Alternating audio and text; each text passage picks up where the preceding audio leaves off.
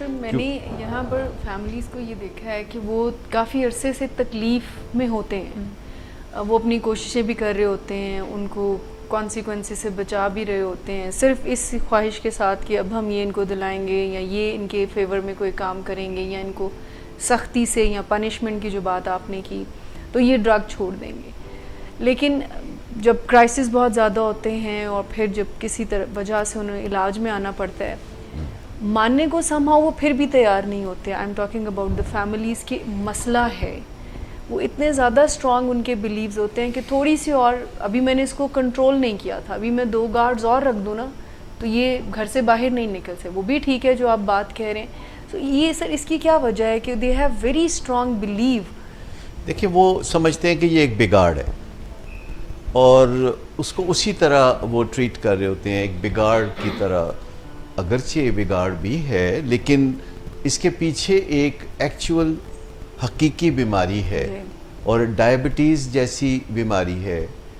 यानी आपको सुन के हैरत होगी कि डायबिटीज़ जैसी बीमारी कैसे। तो मैं आपको बताता हूँ कि जैसे डायबिटीज़ में जो कार्बोहाइड्रेट से निपटने का निज़ाम है वो ख़राब होता है या ब्रेक डाउन होता है, तो नशे की बीमारी में या शराब की बीमारी में जो नशे से मुतल्लिका, शराब से मुतल्लिका सिस्टम जिस्म में एलेबोरेट है वो ख़राब होता है। तो शराब की बीमारी होती है। जब तक जिस्म में वो सिस्टम ठीक होता है तो तब तक जो है नशा करने से वो तबाहकुन नताइज सामने नहीं आते। अगरचे कुछ ना कुछ नुकसानात उक्का दुक्का नज़र आने लगते हैं, लेकिन हकीकी तबाही, बेपनाह ख़राबी, बेपनाह फ़साद उस वक्त पैदा होता है कि जब जिस्म के अंदर नशे या शराब से निपटने का जो निज़ाम है वो कमज़ोर पड़ जाता है, उसमें ख़राबियाँ हो जाती हैं, उसमें नकाइस हो जाते हैं या वो ब्रेक डाउन हो जाता है। और जिस तरह की भी सूरत हाल हो उसी तरह का मंजरनामा फिर हमें बाद में देखने को मिलता है।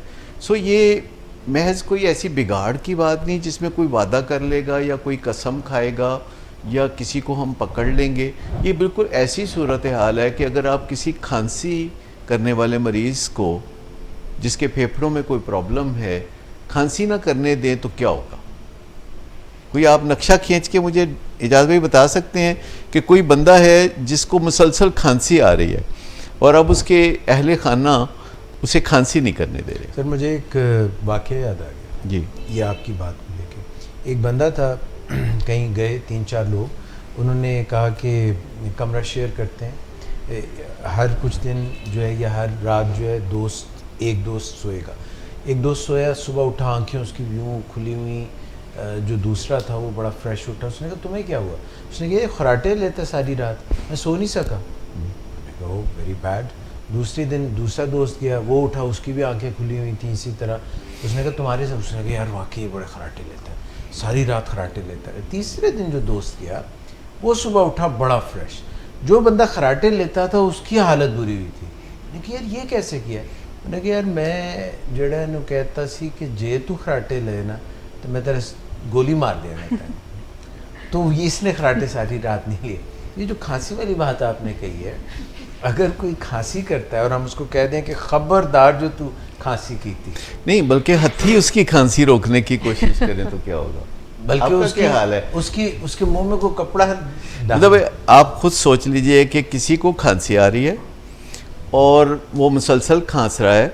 नेचुरली आपको कोफ्त होती है, आप चाहते हैं कि उसकी खांसी ठीक हो जाए, लेकिन इसके लिए अगर आप उसकी खांसी को रोकने के लिए 5 अहले खाना मिल के कोई पकड़ दकड़ कर रहे हो, कोई हाथापाई कर रहे हो, उसके मुंह पे हाथ रख रहे हो, कि उसके नाक के ऊपर कपड़ा बांध रहे हो। सर खांसी तो खांसी, मुझे डर्माटोलॉजी में जो इन्फेक्शंस में ख़ारिश करना और स्क्रैचिंग करना, उसके नतीजे में जो मिज़री पैदा होती है, चूँकि मेरे एक फैमिली मेम्बर इस दिक्कत से गुज़रे एक्ज़िमा की, तो वो इतनी शदीद अर्ज होती है कि no matter what you do that symptom will erupt. आप तो सिर्फ जहाँ से वो सिम्टम इरप्ट कर रहा है, जहाँ से वो आग की तपिश आ रही है, उसी पर कुछ कर सकते हैं, उस तपिश को आप रोक नहीं सकते। तो हमें किसी भी तकलीफ़ के या सिम्टम के पीछे जो मंजरनामा है उसको ज़रूर देखना होगा। और अगर हम ऐसा करेंगे तो एडिक्शन में और अल्कोहलिज्म में हम किसी से ये तवक्को नहीं रख सकते कि सडनली हमारे किसी लेक्चर से या हमारी किसी बात से या हुक्मनामे से या लालच से या सज़ा के खौफ से वो फौरी तौर पर ड्रग्स को छोड़ देगा। क्योंकि जब कोई ड्रग्स इस्तेमाल करता है तो उसके न्यूरोट्रांसमीटर्स बदलना शुरू हो जाते हैं, उनके अंदर जो केमिकल्स हैं वो नए सिरे से गठजोड़ बनाने लगते हैं और अंदर एक्चुअल बायोलॉजिकल तब्दीलियां आने लगती हैं कि अगर वो ड्रग्स इस्तेमाल नहीं करता तो उसको बहुत बुरी सूरत हाल का और मुश्किल सूरत हाल का सामना होने लगता है।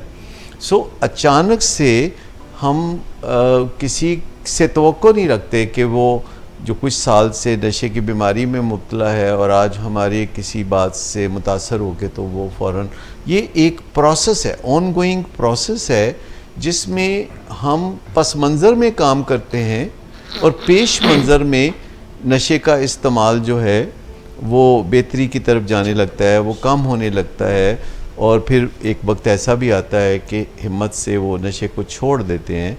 और रिहैब में जब कि यकदम नशे को छुड़ाया जाता है तो उसका सब्स्टिट्यूट ऐसी मेडिकेशन की जाती है कि उसको कोई तकलीफ़ ना हो। और बहुत से लोग तो यूँ भी सोचते रहते हैं, जहाँ जैसे हम कहते हैं कि इसको नशे के नेचुरल कॉन्सिक्वेंसेस को यानी महसूस करने दो, इसका मतलब ये नहीं कि फॉरएवर ऐसा करते रहो। जितनी जल्दी आप उसे नशे के नेचुरल कॉन्सिक्वेंसेस में से गुजरने देंगे उतनी जल्दी वो नशे के इलाज के लिए तैयार हो जाएगा। लेकिन कई दफ़ा घर वाले सोचते रहते हैं कि जब ये हाँ करके देगा तो तब इसके इलाज की तरफ जाएंगे, और जब ये इसका बहुत बुरा हाल होगा, जब ये बाँ करेगा तो तभी। तो वो एक दूसरी एक्सट्रीम है जो घर वाले सोचते हैं कि हिट बॉटम होगा तो नशे में जाएगा।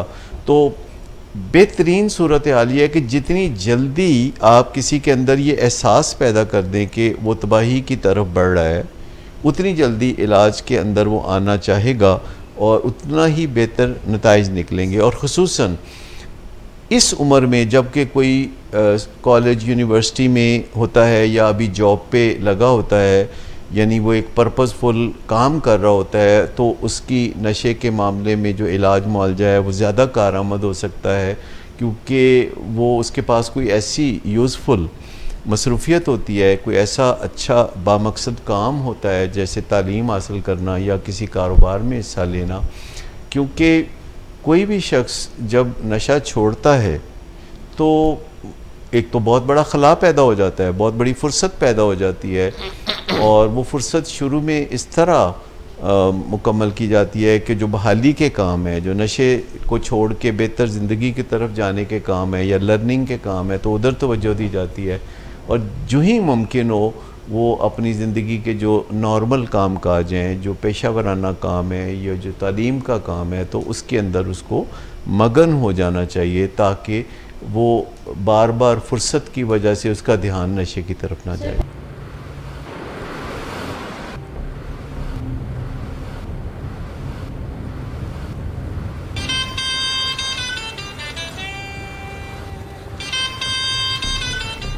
अच्छा, तो अभी तक तुम्हारा इस चीप लड़की के साथ चक्कर चल रहा है?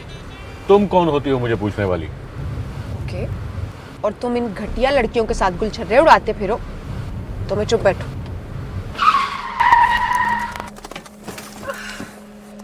Get out.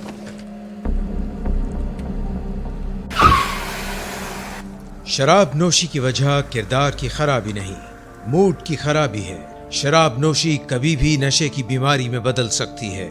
नशे की बीमारी हर स्टेज पर काबिले इलाज है। मदद हासिल कीजिए, क्योंकि वो ऐसा नहीं करेगा।